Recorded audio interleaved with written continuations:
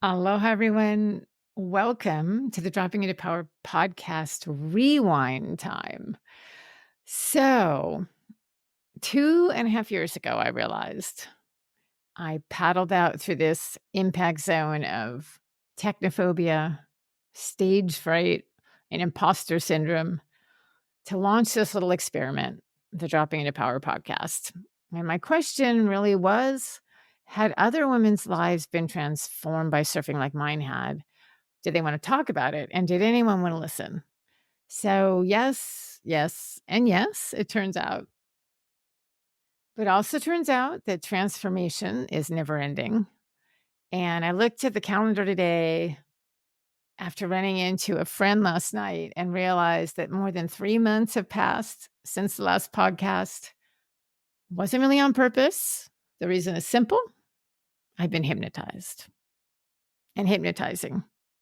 And I've touched on this in the podcast for the last few months, but now it's real. I've actually just launched my hypnotherapy practice.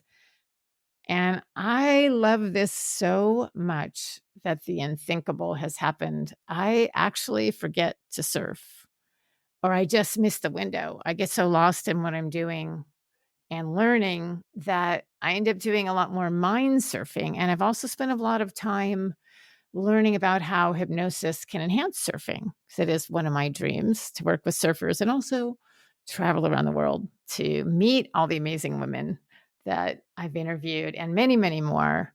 Maybe go to some retreats. There's a lot of other things that hypnosis works with, and I'll definitely talk more about that at another time.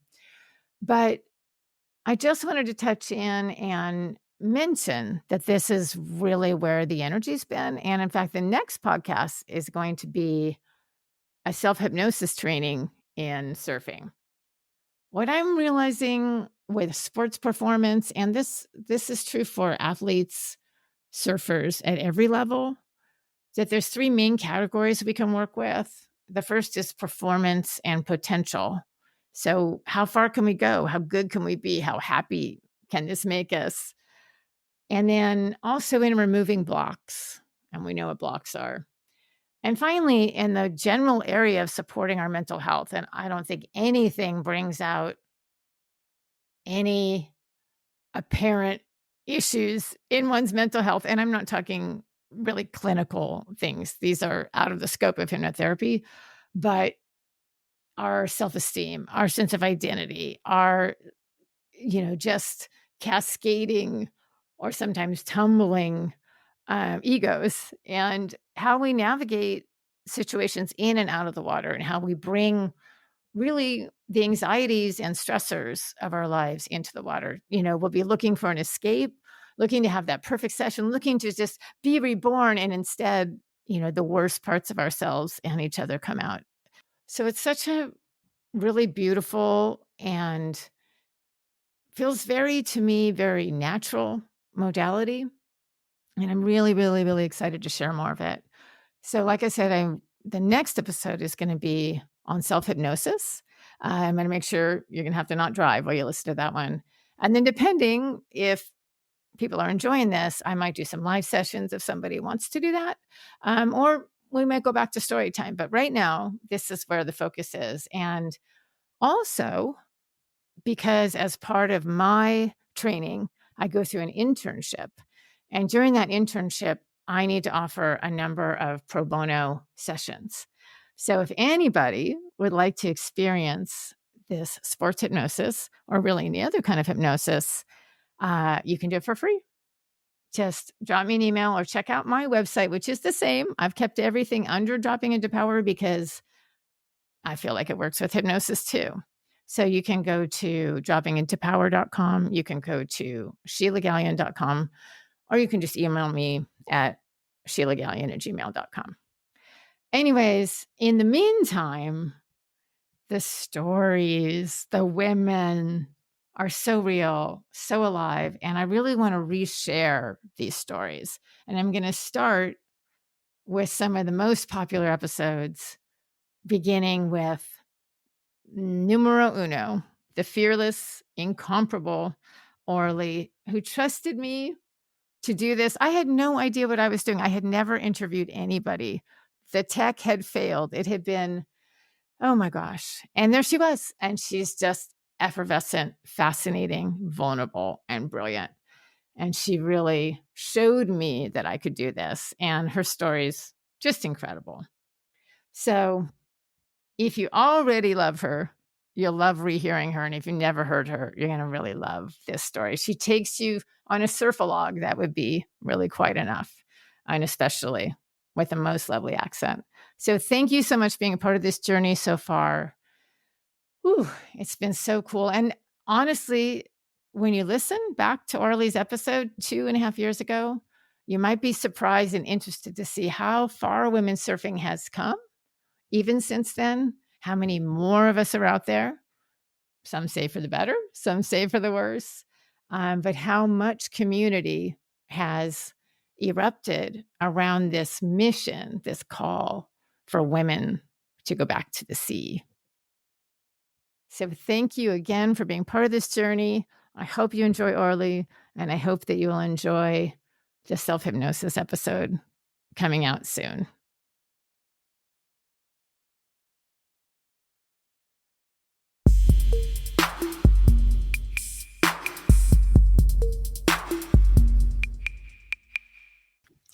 Welcome to the Dropping Into Power podcast, where we'll be hearing stories about the transformational power of surfing from women surfers of all ages, all levels, and all over. We'll hear about courage, commitment, struggles, frustration, epiphany, and of course, life transformations, large and small. I'm your host, Sheila Gallion, and I am stoked to share these conversations full of so much passion with all of you.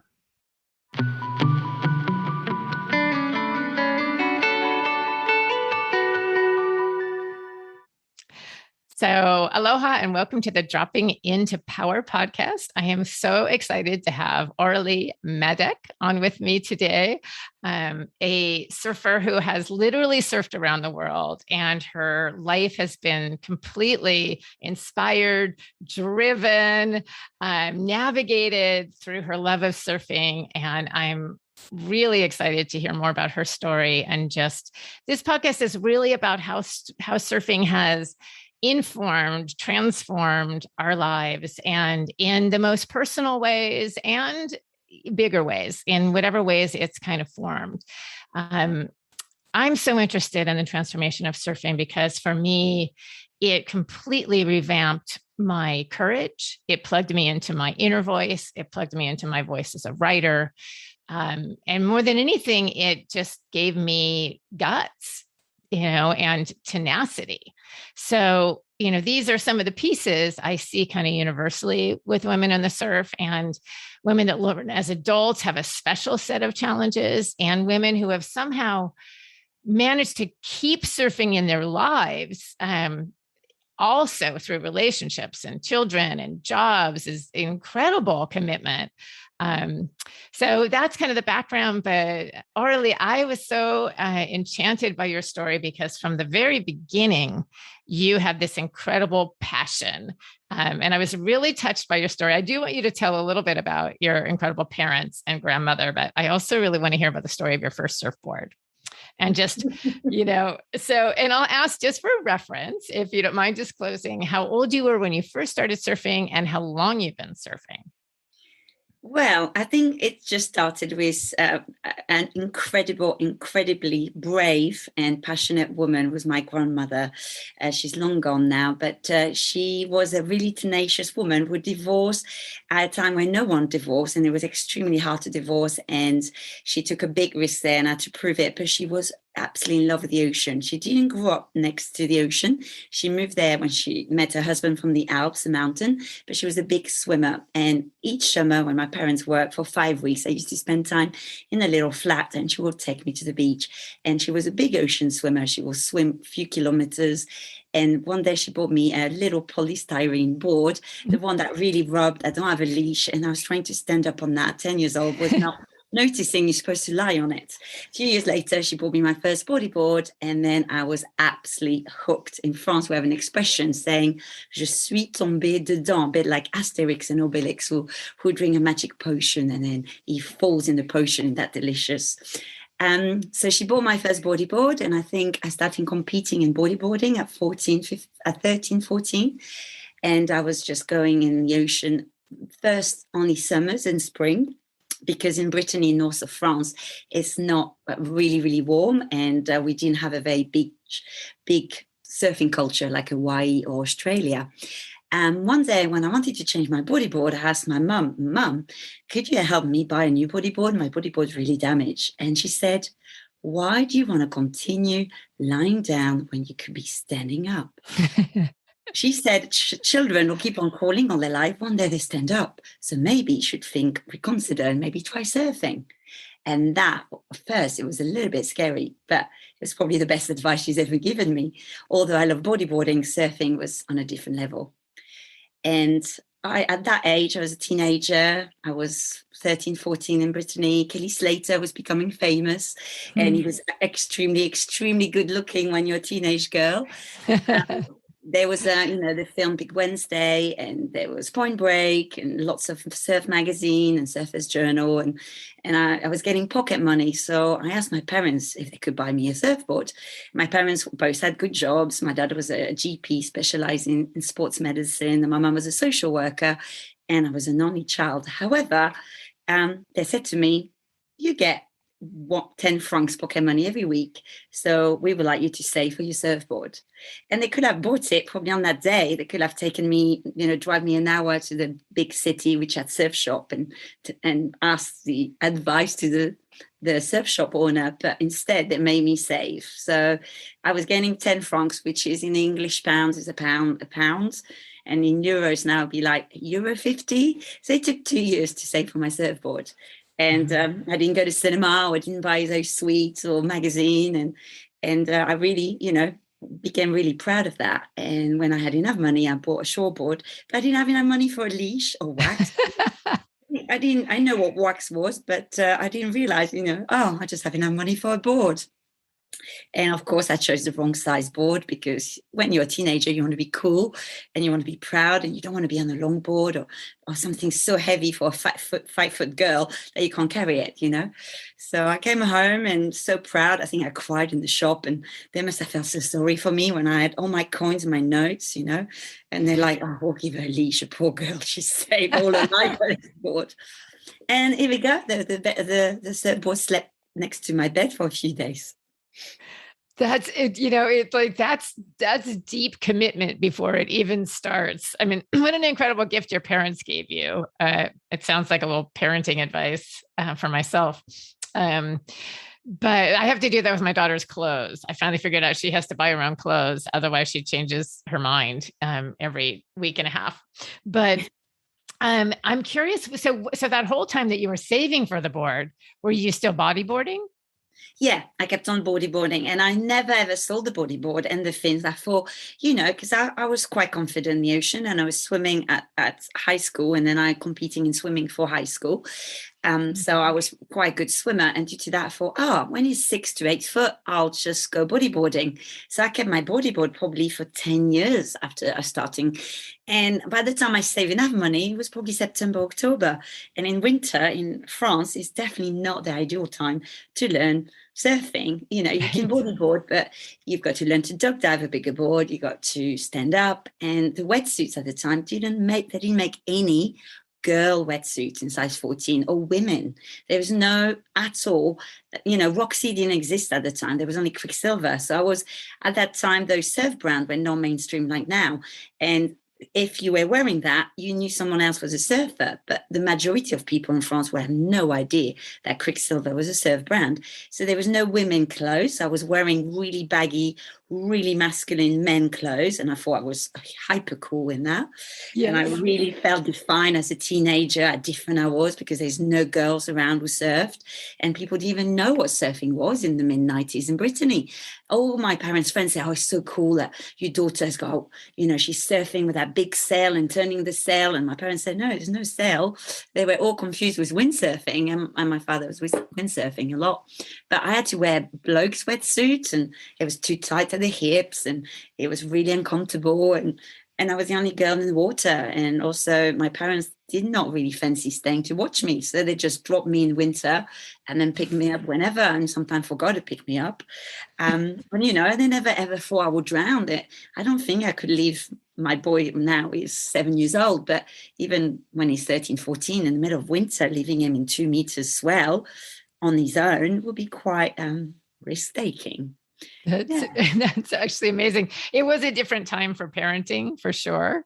And then maybe your parents didn't understand how perilous the ocean was. Or did you say your dad did windsurf? Yeah, he windsurfed a lot, but when he dropped me surfing, he went windsurfing elsewhere, you know. Oh, I see.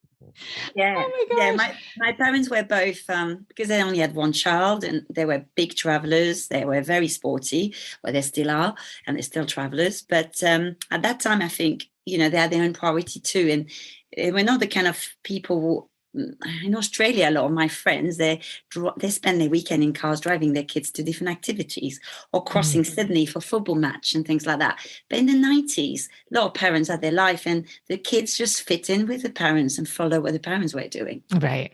Definitely. No, I was doing a lot of ballet. So they were taking me 2 or 3 times a week to ballet as well. So on weekend, if they'd already taken me, you know, to my drama or ballet classes, they did other things. And sometimes it was freezing coming out of the water.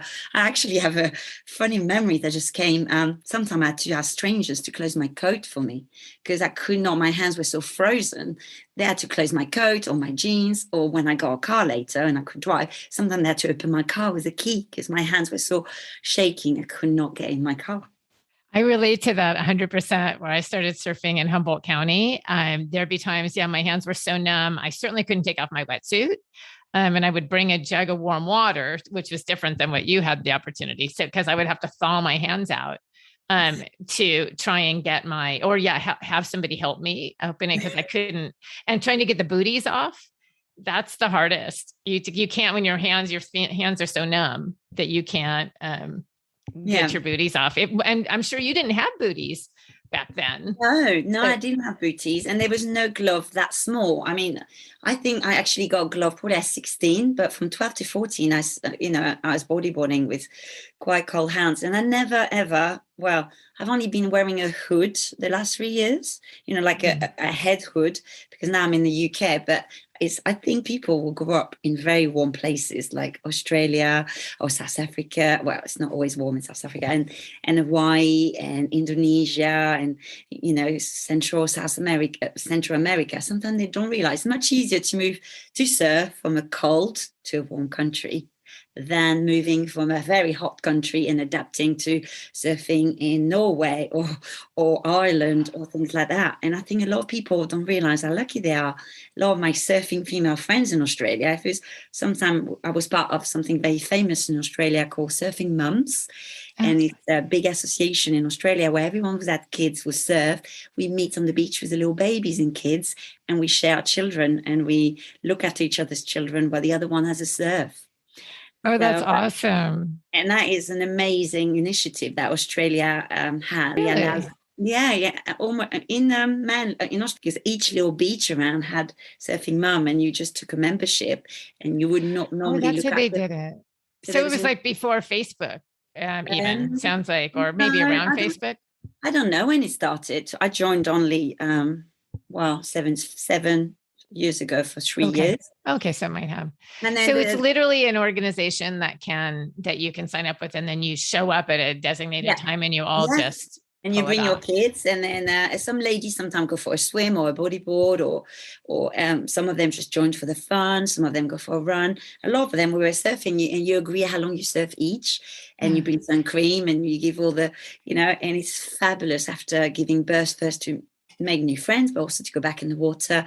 And when you're on maternity leave and you're with a child all the day at home, you can't really surf when you got a young baby in a pram or on the beach or eating sand and crawling and eating wax all the time. So yeah, but I don't know. That's amazing. I don't know I why I'm know of talking people about that it. have done that informally, but that's really cool. That sounds like an organization we need to have everywhere. Oh, I know why I was saying that. A lot of women there, or a lot of Australian people, they're like, "Oh, it's raining. I'm not coming." In Europe, if it's you still surf, it's raining. I mean, if you never did anything when it's raining in England, you wouldn't do very much in your life. Yeah. Did you ever pour hot water into your wetsuit before you surf?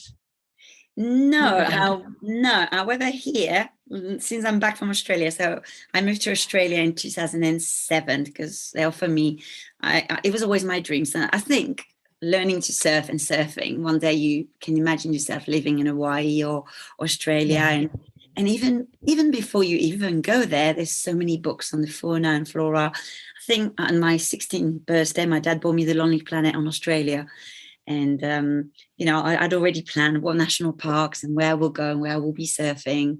But here now I bring a thermos flask of boiling water, 100 degrees, and a big bucket. My wetsuit bucket is really big. You can stand up in it. There used to be my child's bath for camping, like a big, very big surfing bucket. So when I come out of the surf here and the water's 9 degrees, like last January, I put that boiling water in the bucket and cold water till I get the right temperature for my feet.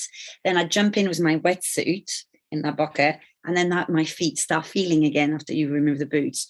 And then that's the only way I can then get changed without suffering too much, because I'm not a 20-year-old chicken anymore. And that's why I need a hood, because I suffer a little bit of surface ears. When you served a long time in England or France and you didn't know about surface ears and you didn't wear earplugs, then 20 years later, you start having sinus pain and ear pain. I'm sure Well, you've that experienced this in Northern California as well. definitely. I had some of that where I started. And yeah, it's definitely a shout out to you, cold water hardy surfers. And I've been in it too. And so many of us I'm so spoiled living in Hawaii, and I'm aware of it all the time. I went back and visited Humboldt County where I learned to surf. And it's just a terrifying, freezing cold, thundering, thumping, horrifically heavy wave almost all the time. And I just watched it. I showed my daughter how beautiful it was, and we looked at the redwoods, but I did not paddle out. And I think of it, I dream of it sometimes, because it was just such an incredible, I started at 36 and was just literally called. I need to have you write down that French phrase, because I definitely fell into the potion. But it was, yeah, just the heaviness of it. It's hard if you have never surfed cold water, it is hard to understand how dense that water is. There's a molecular thing, and someday I'll look up why, but literally when that wave falls on your head, it is a different experience. And you're talking about going in 6 to 8. We talking feet or feet? Feet. Yeah. So yeah. Even if that's, learning to duck dive in that, and getting drilled by that heavy, heavy water, trying to punch through it. And then when you're held down, it's black, black and cold, and you feel the weight on your chest. It's cold water surfing has a terror level. I surfed for, I just went at it super hard for like 6 months. And then I went to Costa Rica. My first year. And then I was out at Costa Rica and I was paddling. I'm like, what's missing? What's missing? What's missing? Oh, fear of death. Fear of death is missing, because it was also not big, but it was warmer. It just was and so my first 6 months of surfing, I was terrified of dying on a regular basis, which I found really helpful at the time, because I was really depressed.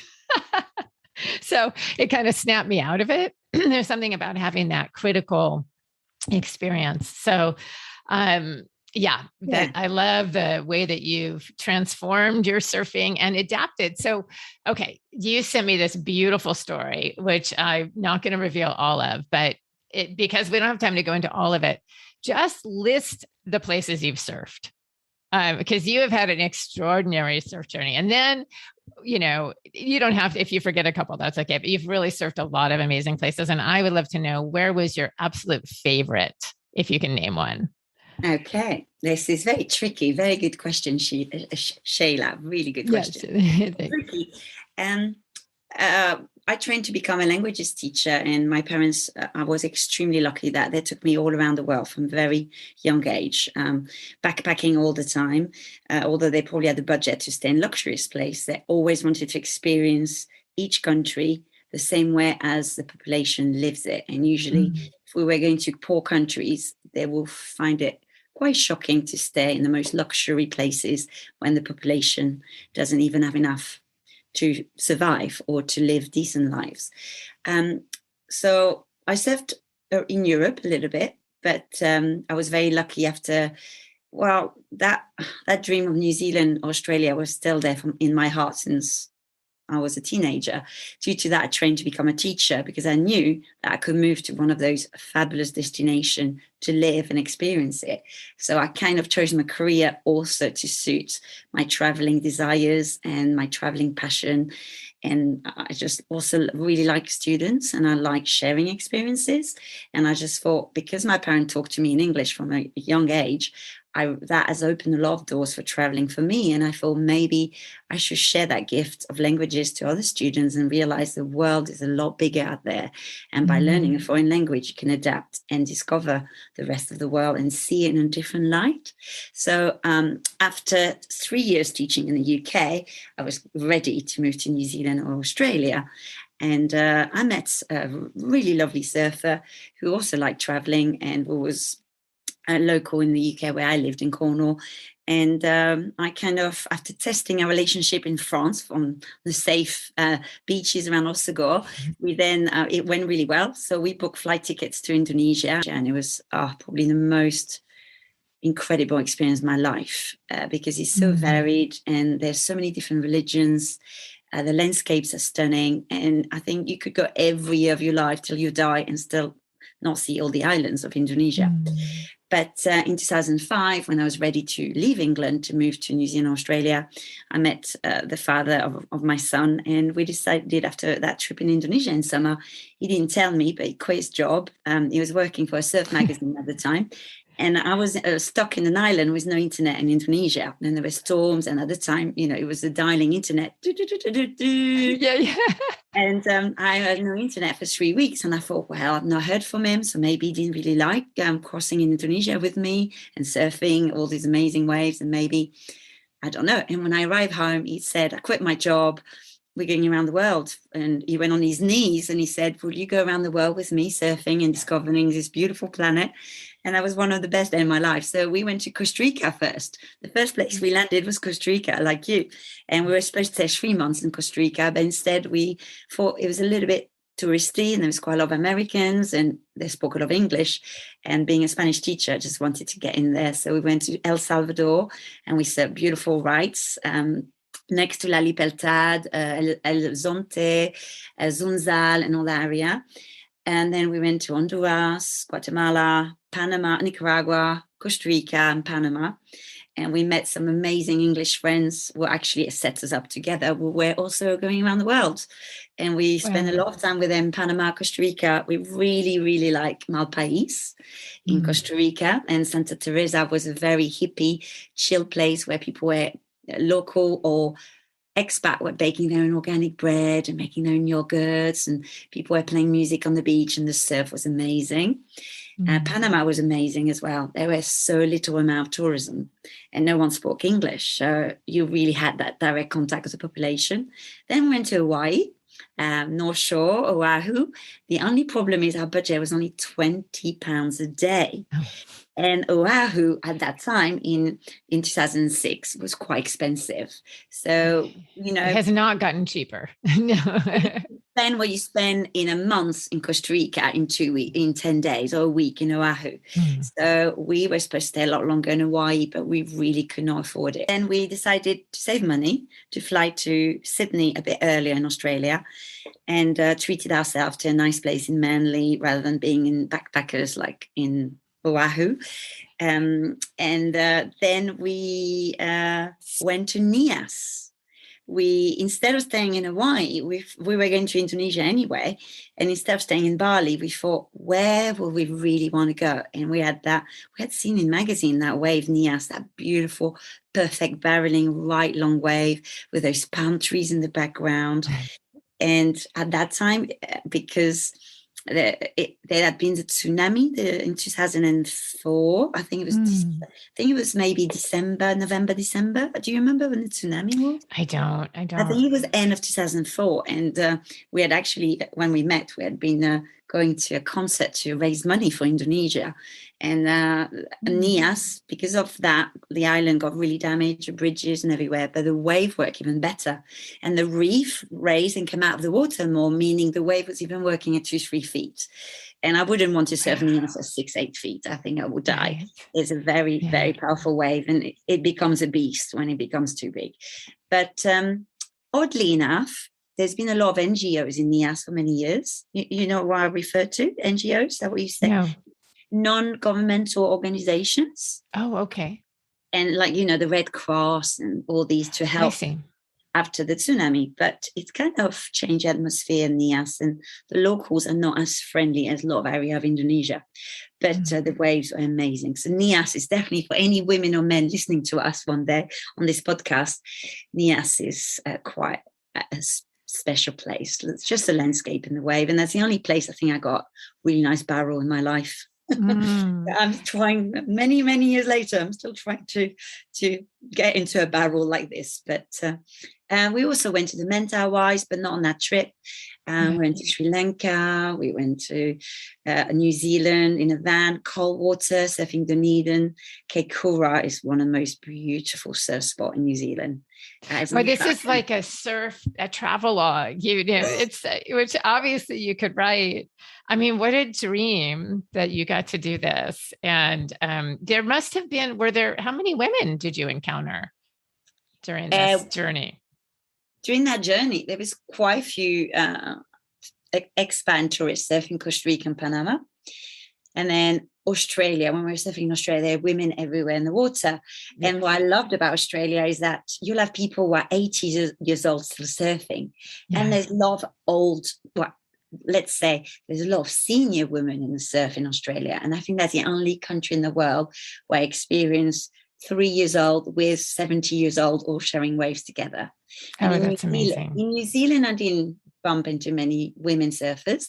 However, very funny, how the world is, we are all connected, and we are, this world you think is so big, and you have all these flight tickets for 12 months, but it's this very tiny planet, really. And when we arrived at that stunning place in Keikura in New Zealand, it was freezing. I didn't have gloves. We just arrived from Bali. We're all tan. It's winter in New Zealand. We arrived from surfing in Uluwatu at 28 degrees water to sleeping in a van at -3 in Christchurch, and going snowboarding the week after, and then going surfing at Keikura. And when I arrived in Keikura, there was a woman surfing, and she was just getting changed in a wetsuit, and we were both talking. And then she had a funny accent, so did I, and we chat for a while, maybe 20 minutes, and then we said to each other in English, "Where are you from? You sound weird." "Yeah, where are you from? You sound weird." And we ended up being both French.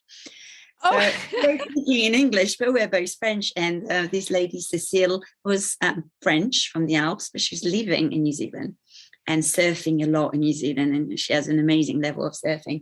And she then got the board bag out of the car. And then I looked at the board bag and I said, "Where did you find a Bashiba surf board bag before?" Because that's a board bag from Cornwall in England, where I used to work when I was 17 years old in a surf shop. And she said it belongs to my partner, who was Cornish. And I knew a partner, and he was a friend of mine.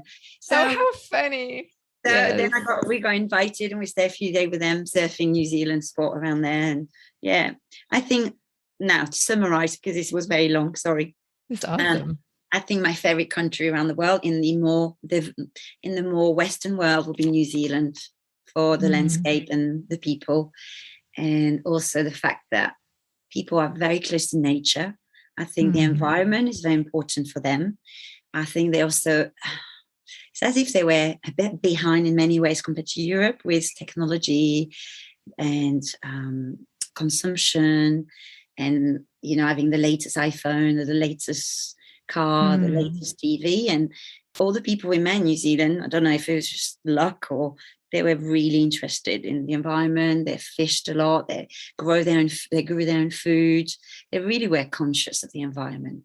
So that was lovely. Yeah, and in the maybe the other countries, I think Indonesia is definitely, that's a place. Weirdly enough, my mum always said when you travel, you should never return to a place because you will always compare again. If you have a magic experience or magical experience, you should always seek further and elsewhere and different. But there's a place I always go back to in Indonesia, and I've discovered a few islands that are still not very famous for surfing, although I've discovered a fabulous place, and I've got a good friend who live there now, and even my son's got a nanny there, so we've been going a lot and spending That's 6 weeks. amazing.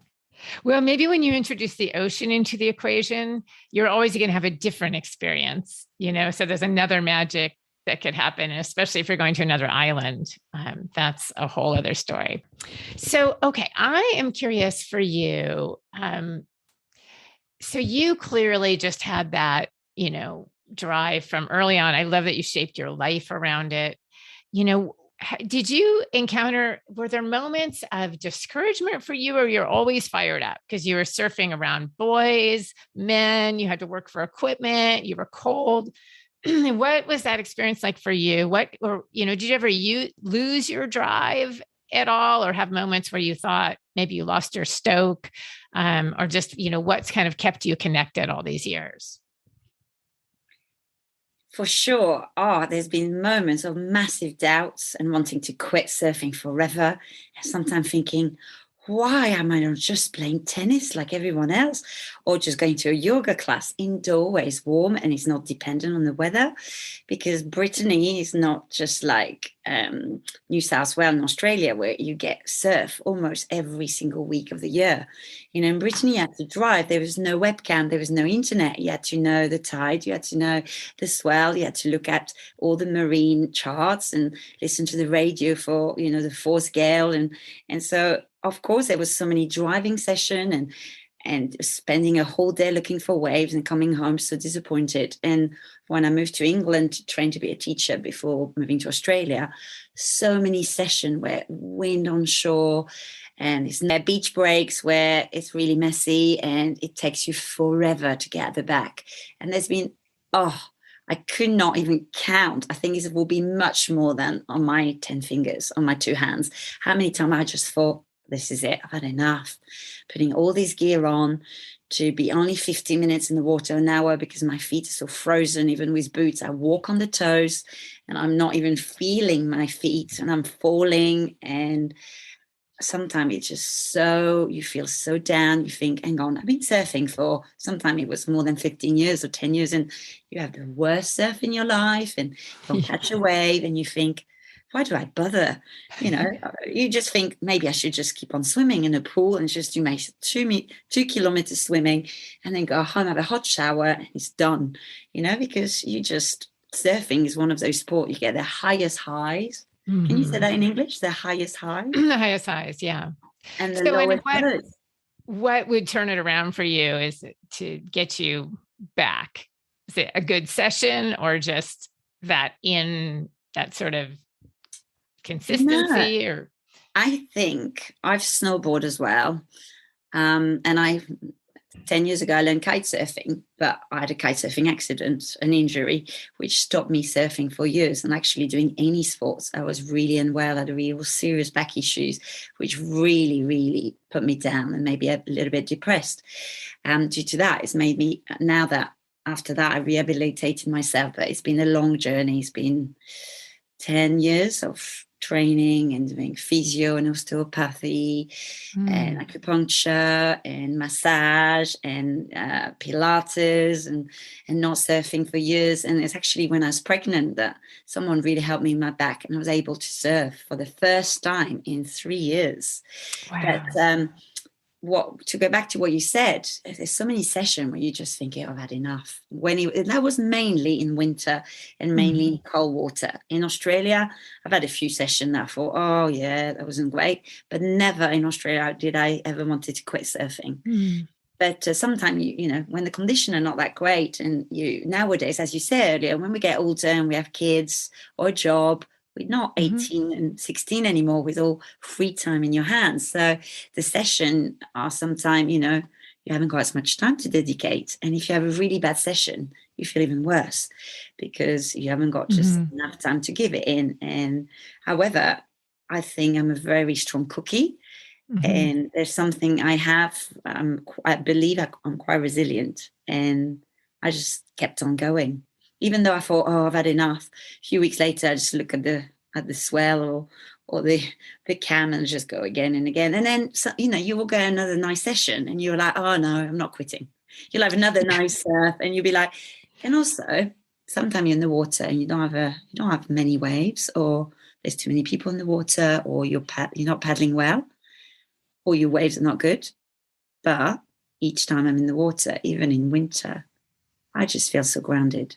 I think it's almost going back to the source. Maybe it's so part of who I am, being in the water. And when the surf is not very good, I go for a swim or put my wetsuit on. And in Australia, I was doing quite a lot of beach swims between different beaches, I think you really nailed it. It's that going back to the source. And I think that's the potion that we drink, once you've connected with that source. And, different levels, different ages, different times, it can be scary. I've talked to people who feel like they've lost their stoke. They've lost that. And it's like losing your faith. It's like having a moment where you think, I don't have this connection to source anymore. And all the stuff that can go on in your head, especially for those of us who, even though I have been surfing forever, for 21 years, I sometimes look like it's my first week. And I'm not kidding. I mean, there's just times where I have a total, especially on a shortboard, I just have a full Bambi session, like baby deer, baby giraffe, like the knees won't work. It's just, in fact, right now I'm working on only my shortboard pop-up. That's all I do. I just only work on that. But I'm 56. I'm like, I used to do a lot of yoga, but that ended with being a single mom and doing, everything for her and me and everything. And also my energy and the way I focus on things is different. Even in 2017, I moved back to Hawaii and I would get up and run in the morning. Menopause happened. That's a trip. That's like something. That's a journey in itself. That is a weird experience. Things start happening to your body that you're like, what is going on? And different, some of them are great. And some of it is not, and some of it is weird. But I think what I really feel is there's a different kind of drive. Like I have a consistency, but I don't always have that oof. Like I don't just get up in the morning. I have energy, but yeah, it's hard to describe. It's subtle. So I'm kind of have recalibrated, and I've noticed if I just sink my teeth into something, like I am going to learn to pop up correctly. Well, and here's another thing I never knew, because I started at 36. And when I started, it was just big closeouts. I didn't even know what surfing was. I just went on some terrifying, massive thing that was like 8 to 10 feet, sometimes 12-foot faces as a beginner. And I would just go. And a lot of the waves closed out. So I didn't really know there was much else to do.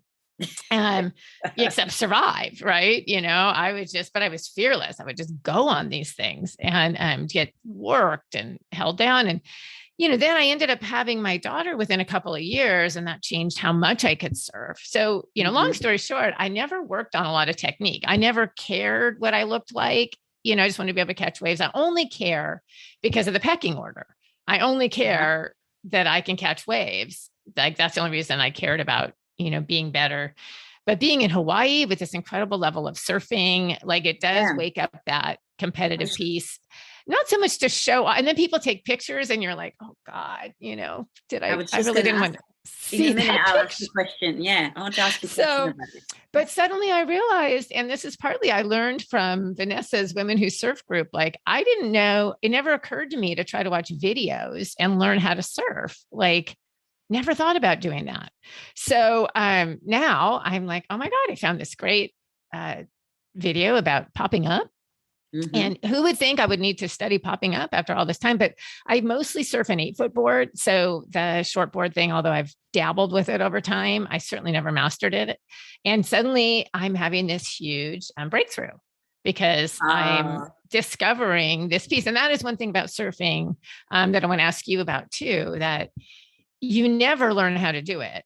So, it's never ending. How has your, and I'm curious for you, um, if you've struggled with your level, because I imagine at times you've probably had a very high level of skill and done some amazing things and had those moments on a wave. And then through injury and age, and motherhood, like not being able to surf 4 sessions a day or 3 sessions a day in perfect waves, obviously you're going to surf differently. How, I'm assuming, as somebody who had a pretty high level of surfing, how have you managed your roller coaster through that process? Yeah, in the past few years, this is a beautiful simile or metaphor, but yeah, it's weird because it's almost like my surfing decline in my surfing has been following also the decline in the past few years in my life have been difficult. And moving from Australia back to the UK, I didn't want to do that, and I felt kind of pressurized and cornered, and it's a long story, but yeah, moving from in Australia, I was surfing 4 or 5 times a week. I was also younger. It was before motherhood, but even when my baby was little, part of these surfing women, when you can have your child, and so many kids surf there. The community is huge, and we were living on the beach, so we could walk to the surf or be really quick. So obviously, I was surfing a lot, and I had much more free time in my work.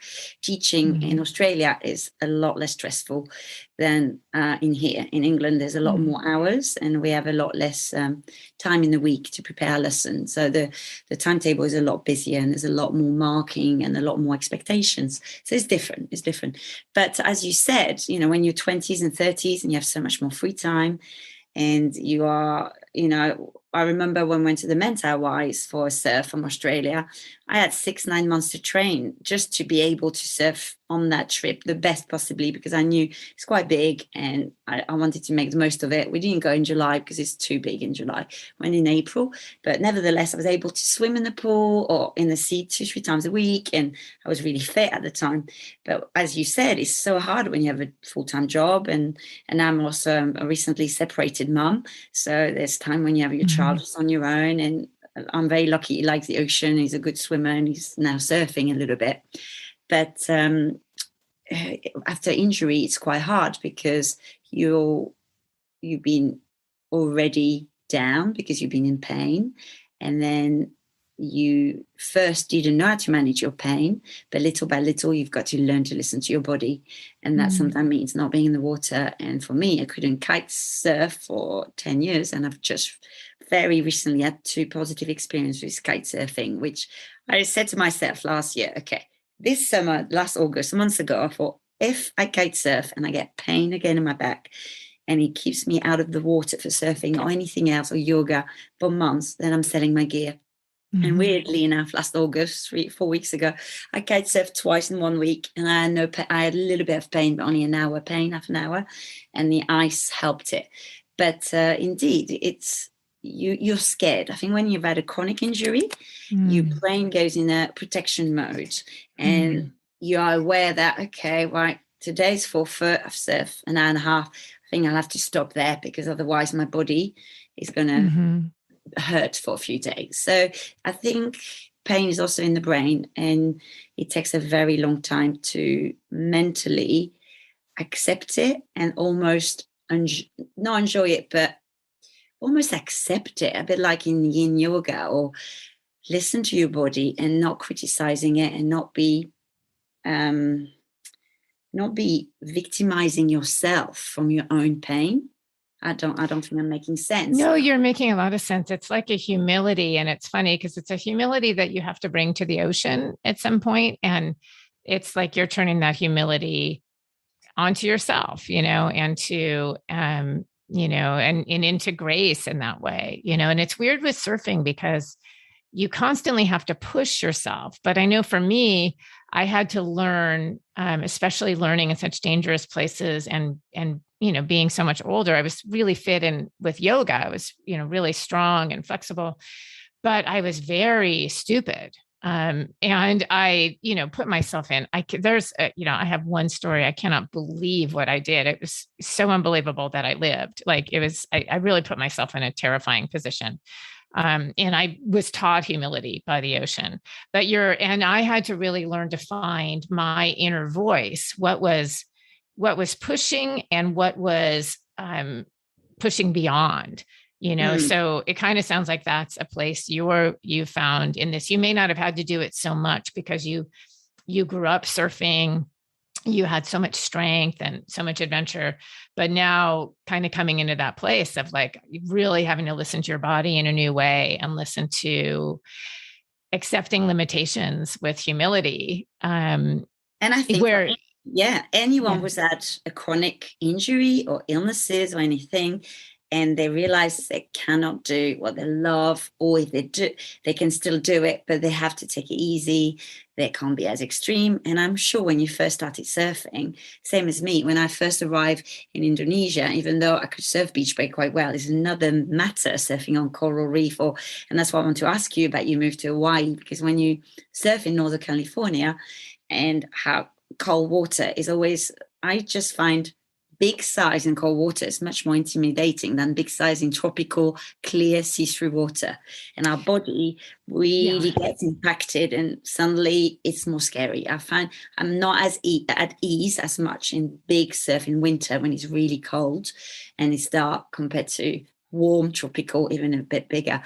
But I'll ask you in a minute about your move, because Hawaii will have been such a learning curve for you. Definitely. Yeah, definitely. Yeah, no, I'll answer that now. So I surfed really for about a year in Humboldt County, and then I moved down to LA. So I surfed LA County for another year. And that was actually really funny when I first moved down, because I remember surfing County Line, and I surfed an 8-foot board at the time, which is still my favorite. I had a boyfriend who shaped me an 8-foot fun board, and which, like an idiot, I sold because it had all this love inscription. And then I fell in love with someone else. And I learned a lesson. I'm going to say to all women, never get rid of your magic boards. I don't care who gave them to you. Do not allow nostalgia to enter into it. And if anyone ever wants you to get rid of your board and it was magic. So maybe if a guy asks us to get rid of a board, we might have to reconsider the guy. Yeah? Exactly. And you know what? In fairness, the guy didn't, ask me to, but it was just I was like, I had gotten divorced actually like a year before that. And I had thrown my wedding ring into the ocean, which I did find cathartic, although I did later think could have at least sold the gold, But and go on a nice surf trip somewhere. Yeah, exactly. I know it's stupid.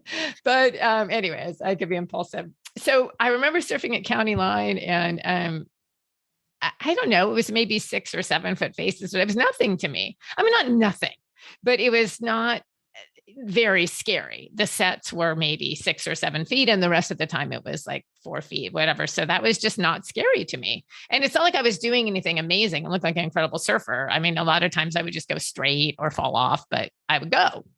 And I just remember this guy coming up to me afterwards and going, wow. I'm like, oh, really?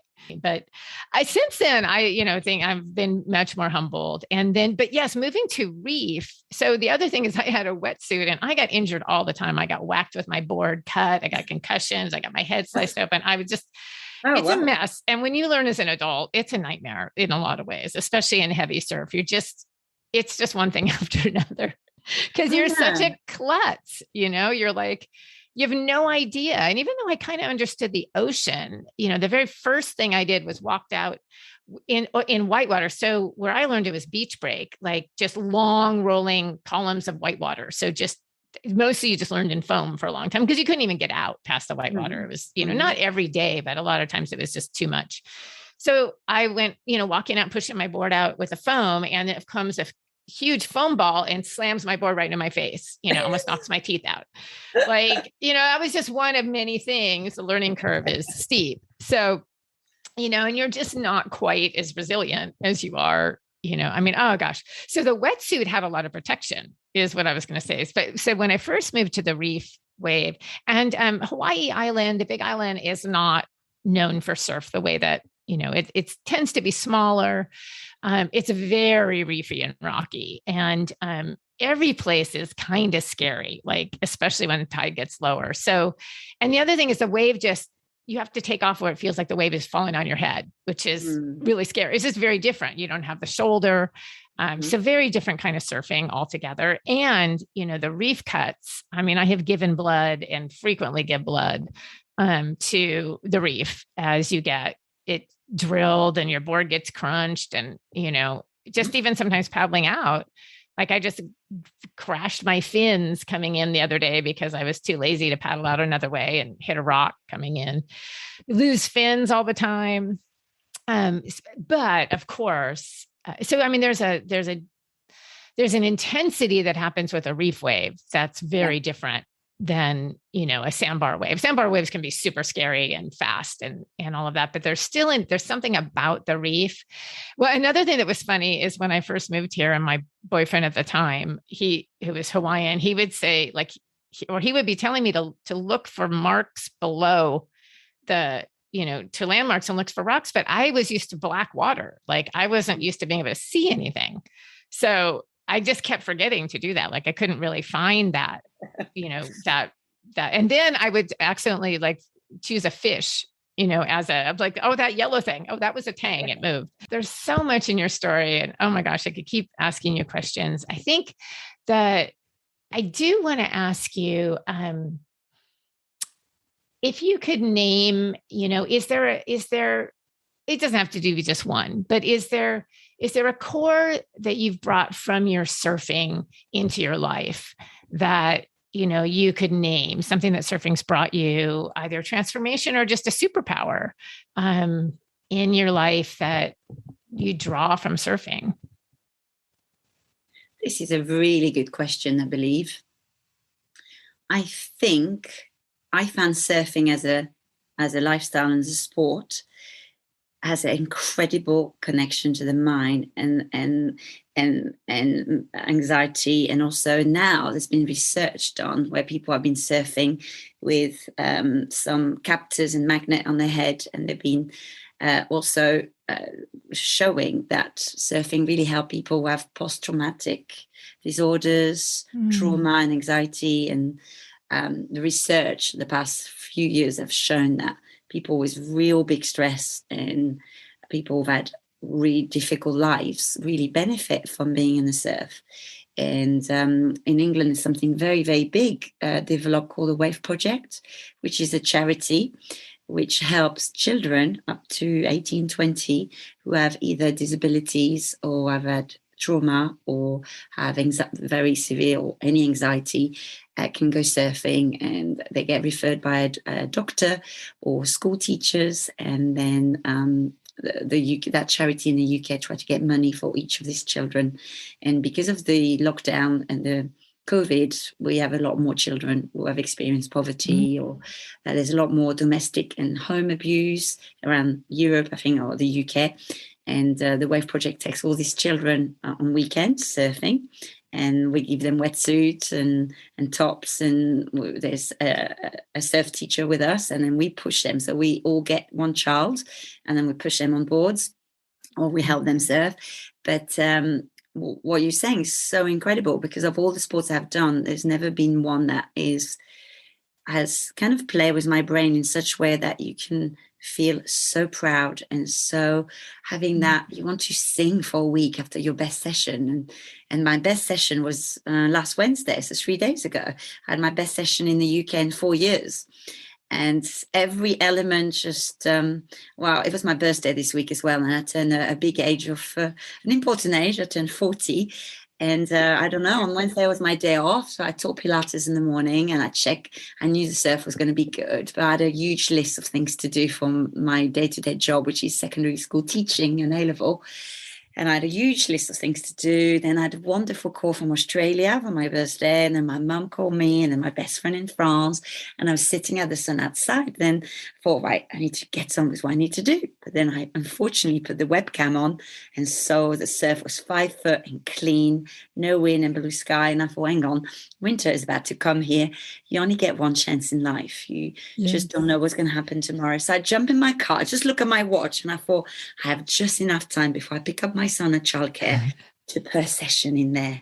And I don't know what, that day was, I never caught that many waves in my life, even more than Australia or Indonesia. And it was not that busy. It was in the middle of the afternoon, and I had to leave before the crowds arrived in the evening. And there was someone there, we would chat, and he came in the session. He said, "Wow, this is amazing. I don't even live in Cornwall. I've never had surf." I said, "It's not like this every day, mate. Don't believe this is not the regular every day." But sometimes you have all these elements. But anyway, I'm going to a web. So the skills that it's given me in my personal life, it can be good and bad, but to be resilient and continue surfing in difficult condition, I think it's taught me to never give up.